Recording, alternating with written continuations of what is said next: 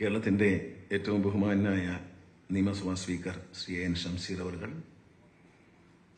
പ്രിയപ്പെട്ട KSRTCയുടെ CMD Pramod Shankar, Shri Sidhu Panakkal, Shrimati Sheela additional secretary, Shri Shaji executive director KSRTC, മറ്റിവിടെയുള്ള മറ്റ് എക്സിക്യൂട്ടീവ് ഡയറക്ടർമാർ, KSRTCയിലെ ഉദ്യോഗസ്ഥർ, ഏറ്റവും സ്നേഹമുള്ള സഹോദരീ സഹോദരന്മാരെ, മാധ്യമ സുഹൃത്തുക്കളെ, ഇന്ന് നമ്മൾ ശ്രീ മോഹൻലാൽ KSRTCയുടെ ഗുഡ്വിൽ അംബാസഡറായി മാറിയ ശേഷം ചിത്രീകരിച്ച 2 പരസ്യങ്ങൾ റിലീസ് ചെയ്യുകയാണ്. ഈ പരസ്യം KSRTCക്ക് വേണ്ടിയുള്ളതാണ്. പലപ്പോഴും നിങ്ങൾ ചിന്തിക്കും KSRTCക്ക് ഒരു പരസ്യത്തിൻ്റെ ആവശ്യമുണ്ടോ എന്നുള്ളതാണ്. പക്ഷേ വേണമെന്നാണ് എൻ്റെ അഭിപ്രായം. ഏതൊരു പ്രോഡക്റ്റും മാർക്കറ്റ് ചെയ്യുന്നതിന് ഒരു പരസ്യം ആവശ്യമാണ്.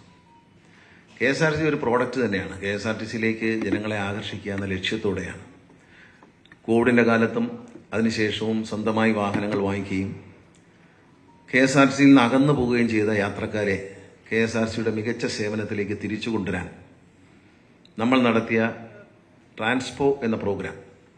ട്രാൻസ്പോ കനകക്കുന്നിൽ 3 ദിവസം നടന്നത് വളരെയധികം നമുക്ക് ഒരു വാർത്താ പ്രാധാന്യം നൽകുകയും അതിലൂടെ മാധ്യമങ്ങളിലൂടെ വന്ന വാർത്തകളിൽ KSRTC ഒരു പുതിയ പരിഷ്കരിക്കപ്പെട്ട ഒരു സംവിധാനമാണ് എന്ന് ജനങ്ങളെ ബോധ്യപ്പെടുത്താൻ കഴിഞ്ഞു. ആ ബോധ്യമാണ് KSRTCയുടെ റെക്കോർഡ് വരുമാനത്തിലേക്ക് KSRTC നയിച്ചത്. ബഹുമാനായ നമ്മുടെ എല്ലാ ആരാധ്യ പുരുഷനായ ശ്രീ മോഹൻലാൽ, പത്മശ്രീ ഭരത്, ദാദാ ഫാൽക്കെ അവാർഡ് ജേതാവായ മോഹൻലാൽ ലാലേട്ടൻ നമ്മുടെ ആദ്യത്തെ ഓൾവോ ബസ്സിൽ കയറി ഒരു മാധ്യമങ്ങളുമായി സംസാരിച്ചൊരു വാർത്തയുണ്ടായിരുന്നു. ആ വാർത്ത KSRTCക്ക് വളരെ ഗുണം ചെയ്തു. ഞാൻ അദ്ദേഹത്തോടൊപ്പം തുടരും എന്ന അദ്ദേഹത്തിൻ്റെ സിനിമയിൽ, തുടക്കം എന്ന അദ്ദേഹത്തിൻ്റെ സിനിമയിൽ ഇപ്പോൾ അഭിനയിച്ചത്. അപ്പോൾ ഒരു ദിവസം ഞാൻ അദ്ദേഹത്തോട് ചുമ്മാ ചോദിച്ചു, ചേട്ടാ KSRTCക്ക് 2 പരസ്യം എടുത്തു തരൂ, ഒരു പരസ്യം എടുത്തു തരൂ എന്ന് ചോദിച്ചു.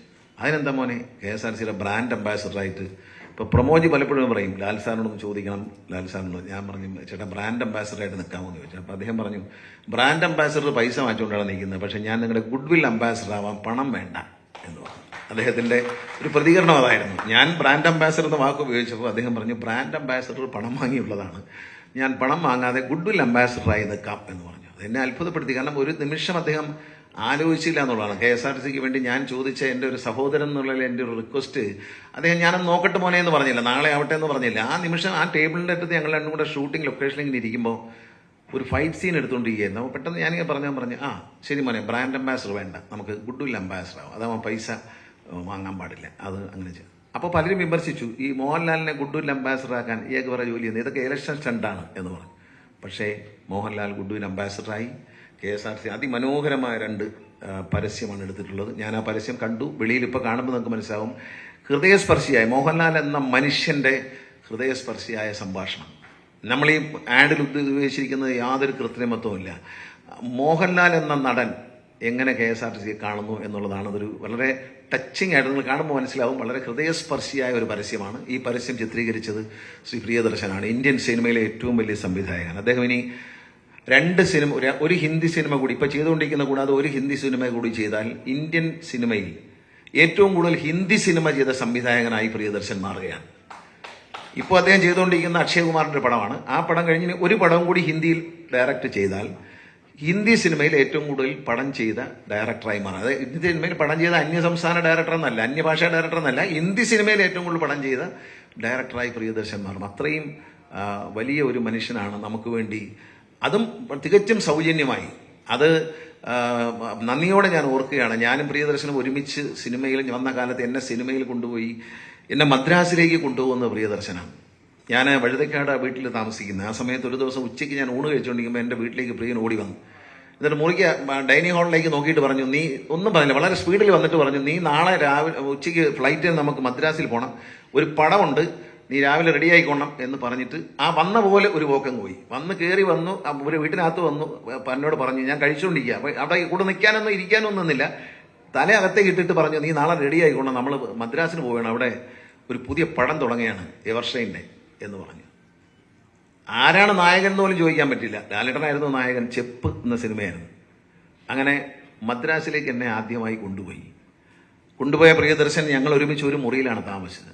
അന്നല്ല, പാംഗ്രോ ഹോട്ടലിലെ 504 നമ്പർ മുറിയിൽ ഏതാണ്ട് ഒരു 10 കൊല്ലത്തിൽ കൂടുതൽ ഞങ്ങൾ പ്രിയദർശൻ വിവാഹം കഴിച്ചപ്പോഴാണ് ഞങ്ങൾ അവിടുന്ന് പിരിയുന്നത്.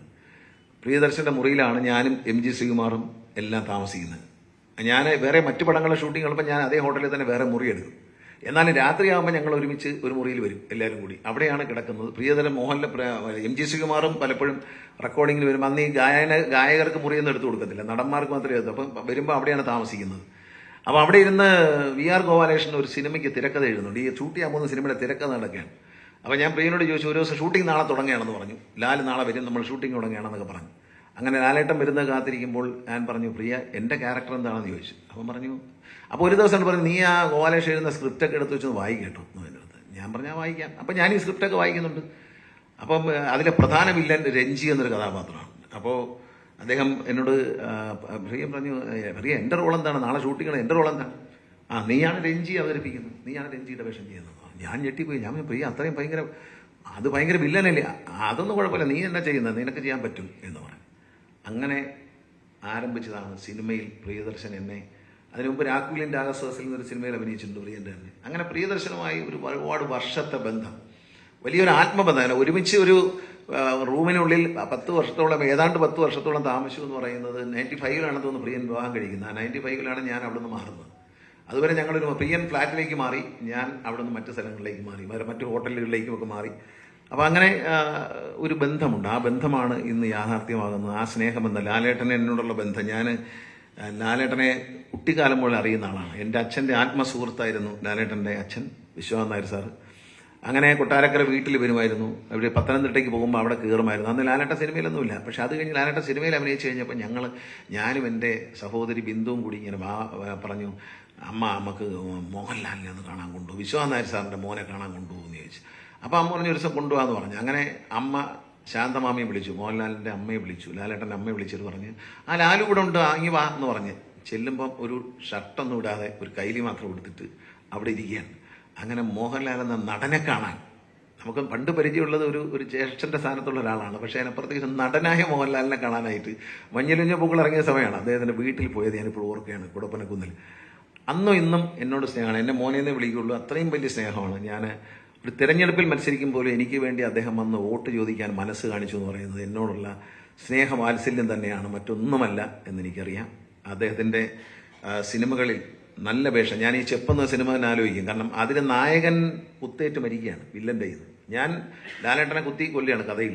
മരിച്ചതിന് ശേഷം പടം പിന്നെയും 10 മിനിറ്റ് പോകുന്നുണ്ട് പടം. അത്ര ഒരു വേഷം അഭിനയിക്കാൻ അന്ന് രാജാവിൻ്റെ മകനൊക്കെ വന്ന് സൂപ്പർ സ്റ്റാർ അയക്കുന്ന ഒരാൾ തയ്യാറാവില്ല. അതുകൊണ്ടാണ് എനിക്ക് അത്ഭുതമില്ല, നമുക്ക് അത്ഭുതം തോന്നാം. പക്ഷേ ഇത്രയും വലിയ നടനായി നിൽക്കുമ്പോൾ, ഇത്രയും വലിയ പൊസിഷൻ നിൽക്കുമ്പോൾ KSRTC വേണ്ടി ഒരു പരസ്യം ചെയ്തു തരുമെന്ന് ചോദിച്ചു. അദ്ദേഹം ചെയ്തു തന്നുവെന്ന് മാത്രമല്ല, അദ്ദേഹം ആന്റണി പെരുമ്പാവൂരിനെ വിളിച്ച് നന്ദിയോടെ നമ്മൾ ഓർക്കണം. ആന്റണി പറഞ്ഞ് എല്ലാ സൗകര്യം ചെയ്തു കൊടുക്കണം, ഷൂട്ട് ചെയ്ത് കൊടുക്കണം. സിദ്ധുവിനെ ചുമതല ഏൽപ്പിച്ചു. അവിടെ തൊടുപുഴയിൽ ഷൂട്ടിംഗ് നടക്കുകയാണ്. അതിനോടൊപ്പം ആ ഷൂട്ടിങ്ങിനിടയിൽ തന്നെ രാവിലെ 5 ഒരു 5:30 മണിക്ക് അദ്ദേഹം ഷൂട്ടിങ്ങിന് വന്ന് പ്രമോജും അവിടെ പോയിരുന്നു. പ്രമോജ് കൂടെ ഉണ്ടായിരുന്നു. CMD പ്രമോജ് അവിടെ തന്നെ ഉണ്ടായിരുന്നു. സിദ്ധു വിളിച്ചു, ലാലേട്ടൻ വന്നു. പ്രിയദർശൻ 5:30-ക്ക് എത്തി. 6 മണിയായപ്പോൾ അദ്ദേഹം എത്തി. 10 മണിക്ക് മുമ്പേ ഇത് ഷൂട്ട് ചെയ്ത് തീർത്തു. അത്രയും ആത്മാർത്ഥത അദ്ദേഹം കാണിച്ചു. ഞങ്ങൾ ബസ്സും കാര്യങ്ങളൊക്കെ അവിടെ എത്തിച്ചു. ബാക്കിയെല്ലാം പ്രിയൻ തന്നെ ചെയ്യായിരുന്നു. മുഴുവൻ സംവിധാനങ്ങൾ ഒരുക്കി തന്നത് ആന്റണി പെരുമ്പാവൂരാണ്. ഞാൻ ആന്റണി പെരുമ്പാവൂരിനോട് പ്രത്യേകം നന്ദി പറയുകയാണ്. കാരണം ലാലേട്ടൻ നമ്മളിതെല്ലാം സംഘടിപ്പിക്കാൻ വലിയ പാടാണ്. ക്യാമറ ലൈറ്റൊക്കെ സംഘടിപ്പിക്കാൻ പോയാൽ KSRTC ഒരിക്കലും നടക്കത്തില്ല. ലാലേട്ടൻ പറഞ്ഞു, ആന്റണി അതങ്ങ് ചെയ്തു കൊടുക്കുമെന്ന് പറഞ്ഞു. എല്ലാ കാര്യങ്ങളും നമ്മൾ ഏറ്റവും കുറഞ്ഞ ചെലവിലാണ് ചെയ്തത്. അതിൽ ആന്റണി ചുമതലപ്പെടുത്തിയത് സിദ്ധുവിനെയാണ്. സിദ്ധു ഇപ്പോൾ ഈ വേദിയിലുണ്ട്. ആന്റണിക്ക് ഇന്ന് വരാൻ കഴിഞ്ഞില്ല. ലാലേട്ടൻ സിംഗപ്പൂരിലാണ്, അതാണ് അദ്ദേഹം വരാത്തത്. പ്രിയദർശൻ അത്യാവശ്യമായി അക്ഷയകുമാറുമായി സിനിമയിൽ ബോംബെയിലാണ്, അതുകൊണ്ടാണ് വരാത്തത്.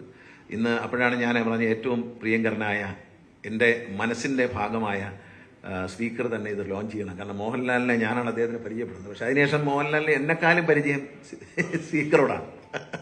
മിക്കവാറും ദിവസവും ലാലേട്ടനെ വിളിക്കും, അങ്ങോട്ടും ഇങ്ങോട്ടും വിളിച്ച് സംസാരിക്കുന്ന ഒരാളായി മാറി. ഷംസീർ എപ്പോഴും നല്ല ബന്ധങ്ങൾ വെച്ച് പുലർത്തുന്ന ആളാണ്. ഞാനാണ് നേരെന്ന സിനിമയുടെ ഷൂട്ടിംഗ് നടക്കുമ്പോൾ ഷംസീറിനെ ആദ്യം പരിചയപ്പെടുന്നത്.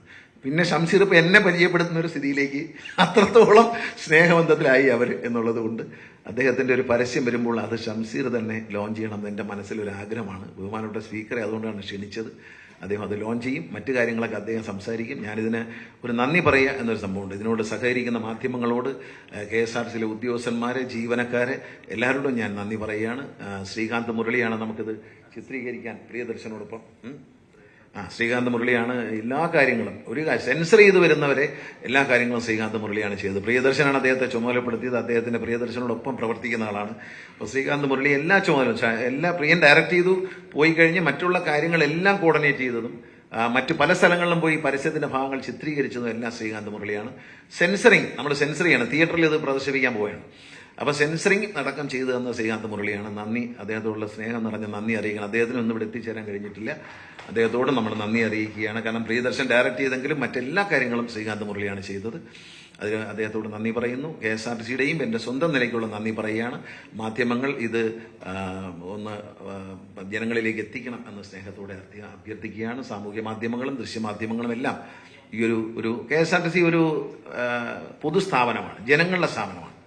ആ ജനങ്ങളുടെ സ്ഥാപനം അതിന്റെ ആ ഒരു അന്തസ്സോടുകൂടി കേരളത്തിൽ, ഇന്ത്യയിലെ ഏറ്റവും വലിയ ഒരു താരം KSRTCക്ക് വേണ്ടി ഒരു ആഡ് ചെയ്യുക എന്ന് പറഞ്ഞാൽ, ഞാൻ മുമ്പ് പറഞ്ഞല്ലോ ആഡ് വേണം. കാരണം മോഹൻലാൽ വിശ്വസിക്കുന്ന, അതിനകത്ത് ഈ പരസ്യം കാണുമ്പോൾ നമുക്ക് മനസ്സിലാവും ഇതൊരു നല്ല സാധനമാണല്ലോ എന്ന് ആരും ചിന്തിക്കും.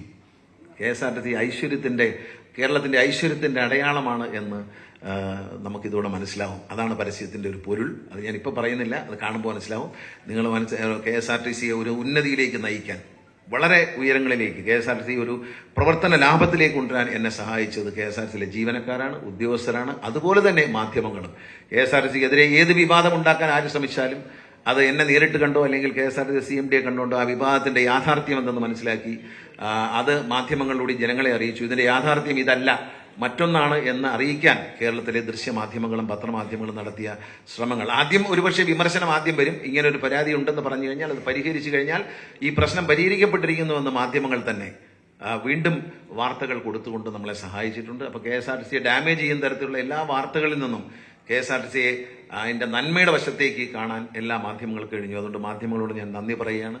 അത് സോഷ്യൽ മീഡിയയിൽ പ്രതികരിക്കുന്ന സാധാരണക്കാരായ ജനങ്ങൾ, അവർ KSRTCയോട് കാണിക്കുന്ന വാത്സല്യം, KSRTC നശിക്കരുത് എന്ന ലക്ഷ്യം, എല്ലാവരും ജനങ്ങൾ, യാത്രക്കാർ, സോഷ്യൽ മീഡിയയിലും പത്രമാധ്യമങ്ങളും ദൃശ്യമാധ്യമങ്ങളിലൂടെ അത് കൈകാര്യം ചെയ്യുന്ന വ്യക്തികൾ നല്ല മനസ്സോടെ KSRTCക്ക് നൽകിയ പിന്തുണ. ദുഷ്ടന്മാരും ഉണ്ട്, അത് നമ്മൾ ശ്രദ്ധിക്കേണ്ട. അത് ഒരു സൈഡിൽ കിടക്കും. കാരണം എന്ത് ചെയ്താലും 1-ാം തീയതി ശമ്പളം കൊടുത്തപ്പോൾ ഒരുത്തൻ എഴുതിയതാണ് എല്ലാ മാസവും 1-ാം തീയതി ഉണ്ടല്ലോ, അവൻ അറിയാൻ വേണ്ടി പറയാണ് ഈ മാസം 1-ാം തീയതി, കഴിഞ്ഞ മാസം 1-ാം തീയതി ഉണ്ടായിരുന്നു, 1-ാം തീയതിക്ക് 31-ാം തീയതി തന്നെ ശമ്പളം കൊടുക്കുന്ന KSRTCയാണ് ഇന്നുള്ളത്. പഴയ KSRTC അല്ല എന്ന് മനസ്സിലാക്കുക. അവരുടെ ദുഷ്ടലക്ഷ്യം ഉണ്ടെങ്കിലും കേരളത്തിലെ മാധ്യമങ്ങൾ അതിനോട് വളരെ നന്നായി പ്രതികരിച്ചു. നല്ലൊരു കാര്യം ചെയ്തത് നല്ലതെന്ന് പറയാൻ, KSRTC വളർന്നു എന്ന് പ്രഖ്യാപിക്കാൻ, KSRTCയുടെ മികച്ച നേട്ടങ്ങൾ ബഡ്ജറ്റ് ടൂറിസത്തിലാണെങ്കിലും മറ്റെല്ലാ രംഗത്തും KSRTC കൈവച്ച നേട്ടങ്ങൾ ജനങ്ങളിൽ എത്തിക്കാൻ കേരളത്തിലെ മാധ്യമങ്ങൾ നൽകിയ പിന്തുണ വളരെ വലുതാണ്. ഞാനൊരു തെരഞ്ഞെടുപ്പിനെ അഭിമുഖീകരിക്കാൻ പോവുകയാണ്. ഒരു മന്ത്രി എന്ന നിലയിൽ ശരിക്കും പറഞ്ഞാൽ ഒരു നന്ദി പറയലാണ് എന്ന് പറയാം. ഇത്രയും നാളും ഈ മന്ത്രിയായി പ്രവർത്തിച്ചപ്പോൾ എനിക്ക് നൽകിയ പിന്തുണ, മാധ്യമങ്ങൾ നൽകിയ പിന്തുണ, ജീവനക്കാർ നൽകിയ പിന്തുണ, അതുപോലെ ഓരോ ഉദ്യോഗസ്ഥരും നൽകിയ പിന്തുണ, വളരെ സുതാര്യതയോടെ നമുക്ക് KSRTCയെ ഒരു നല്ല സ്ഥാപനമായി, യാതൊരുവിധ ക്രമക്കേടുകളോ അഴിമതിയോ ഇല്ലാതെ മുന്നോട്ട് നയിക്കുന്ന ഒരു സ്ഥാപനമാക്കി മാറ്റാൻ കഴിഞ്ഞു. കോടതികളിൽ KSRTCക്കെതിരെ നടന്ന കേസുകളിൽ വളരെ നല്ല വിജയം, കഴിഞ്ഞ കാല ചരിത്രം എടുത്ത് പരിശോധിച്ചാൽ കേസുകളിൽ നല്ല വിജയം, നല്ല KSRTCക്ക് അനുകൂലമായ വിജയം നേടാൻ KSRTC ഉദ്യോഗസ്ഥന്മാർക്ക്, നമ്മുടെ സ്റ്റാൻഡിംഗ് കൗൺസിലുകൾക്കും കഴിഞ്ഞു. അതും നമ്മൾ ഈ അവസരത്തിൽ ഓർക്കാതിരിക്കരുത്. എല്ലാ സ്ഥലത്തും KSRTC നിയമത്തിന്റെ മുമ്പിൽ മുട്ടുമടക്കി ലൈബിലിറ്റികളിലേക്ക് നീങ്ങിയിരുന്ന KSRTC ഇന്ന് ബഹുമാനപ്പെട്ട കോടതികളുടെ മുമ്പിൽ അന്തസ്സായി നിൽക്കുകയാണ്. MACT പണം കൊടുത്തു തീർത്ത് കോടതിയുടെ മുമ്പിൽ അഭിമാനത്തോടെ MACT ലക്ഷക്കണക്കിന് കോടിക്കണക്കിന് രൂപയുടെ MACT തുക സെറ്റിൽ ചെയ്തുകൊണ്ട് ബഹുമാനപ്പെട്ട കോടതികളുടെ മുമ്പിൽ KSRTC ഇന്ന് KSRTCയുടെ സ്റ്റാൻഡിംഗ് കൗൺസിലും ഉദ്യോഗസ്ഥരും അഭിമാനത്തോടെ നിൽക്കാം. മറ്റത് ജഡ്ജിമാർ വഴക്ക് പറയുമ്പോൾ തലകുനിച്ച് മിണ്ടാതെ ഇറങ്ങി മിണ്ടാതെ പോകാനല്ലാതെ ഒന്നിനും കഴിയില്ലായിരുന്നു. പക്ഷെ ഇന്ന് അപ്രീസിയേഷൻ, പലപ്പോഴും കോടതികളുടെ അപ്രീസിയേഷൻ നേടാൻ KSRTC ഉദ്യോഗസ്ഥർക്കും നമ്മുടെ സ്റ്റാൻഡിംഗ് കൗൺസിലിലും പല സ്ഥലത്തും കഴിയുന്നു. അത്തരത്തിലുള്ള മാറ്റങ്ങൾ ഉണ്ടാക്കാൻ കഴിഞ്ഞാൽ അതിയായ സന്തോഷമുണ്ട്. എല്ലാവരുടെയും സഹകരണം, അല്ലാതെ ഒരാൾ വിചാരിച്ചാൽ, ഗണേഷ് കുമാർ എന്ന ആൾ വിചാരിച്ചാൽ ഒന്നും നടക്കില്ല. ഞാനൊരു സാധാരണക്കാരനാണ്. പക്ഷേ എന്നോടൊപ്പം പ്രവർത്തിച്ച പ്രമോദ് ശങ്കർ, KSRTC ചരിത്രത്തിലെ ഏറ്റവും പ്രായം കുറഞ്ഞ CMD ആണ്. എൻ്റെ ഒരു കൊച്ചനിയനെ പോലെ ഞാൻ പറഞ്ഞു കൊടുക്കുന്ന കാര്യങ്ങൾ ആ രാത്രിയിൽ തന്നെ 2 മണിയുടെ ഓഫീസിൽ ആ പറയുന്ന കാര്യങ്ങൾ ആ രാത്രി 2 മണിയായാലും ഒരു സഹോദരനെ പോലെ അനുസരിച്ച് അത് ചെയ്യുമായിരുന്നു. ഒരു അണുവിട ചലിക്കാതെ സമയബന്ധിതമായി അതെല്ലാം ചെയ്തതിന്റെ ഒരു ഫലം. ഒരു എഫിഷ്യന്റ് ഓഫീസർ, ഈഗോ ഇല്ലാത്തൊരു മനുഷ്യൻ. കാരണം സാധാരണ മന്ത്രി അയാൾ പറഞ്ഞു എനിക്ക് ഒരുള്ളപ്പം ചെയ്യുന്നുള്ളതല്ല. ഈഗോ ഇല്ലാത്ത പ്രമോദിന്റെ പെരുമാറ്റമാണ് ഈ പരസ്യം പോലും ഉണ്ടായത്.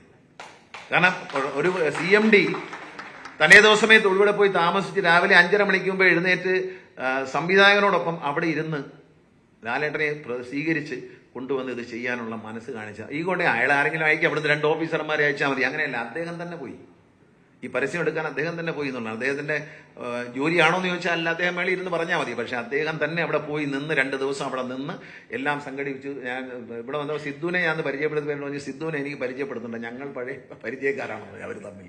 അത്രത്തോളം പ്രവർത്തിച്ച പ്രമോദിനെ ഞാൻ അഭിനന്ദിക്കുകയാണ്. KSRTC എല്ലാ വിജയങ്ങളിലും പ്രമോദ് ശങ്കർ എന്ന ചെറുപ്പക്കാരന്റെ ഒരു ടച്ചുണ്ട് എന്നതിൽ ഒരു സംശയവുമില്ല. അദ്ദേഹത്തിനെ ഒരു ഉദ്യോഗസ്ഥ എന്ന നിലയിൽ ഞാൻ എൻ്റെ ജീവിതത്തിൽ ഞാൻ 3 തവണ മന്ത്രിയായിട്ടുണ്ട്. 25 വർഷമായി MLA ആണ്. ഞാൻ കണ്ട ഏറ്റവും മികച്ച ഉദ്യോഗസ്ഥനാണ് പ്രമോദ് ശങ്കർ IOFS എന്ന് ഞാൻ പറയും. അദ്ദേഹത്തിനെ കേരള സംസ്ഥാനത്ത് മറ്റൊരു സംസ്ഥാനത്ത് കേന്ദ്ര ഗവൺമെന്റ് ജോലി ചെയ്യുന്ന ആളാണ്. കേരള സംസ്ഥാനത്തിന് കിട്ടിയാൽ അത് കേരള സംസ്ഥാനത്തിന് ഒരു നേട്ടമായിരിക്കും. ഇതുപോലൊരു സത്യസന്ധനായ ഉദ്യോഗസ്ഥനെ, ആത്മാർത്ഥതയുള്ള ഉദ്യോഗസ്ഥനെ കിട്ടുക എന്ന് പറയുന്നത് എല്ലാവർക്കും പിടിക്കുന്ന ഉദ്യോഗസ്ഥന്മാർക്ക് എല്ലാവരും ഒരു കയ്യടിയോടെ നിങ്ങൾ പറയണം. നിങ്ങൾക്ക് സ്നേഹത്തോടെ മാത്രം നിങ്ങളോട് സംസാരിക്കുന്നു.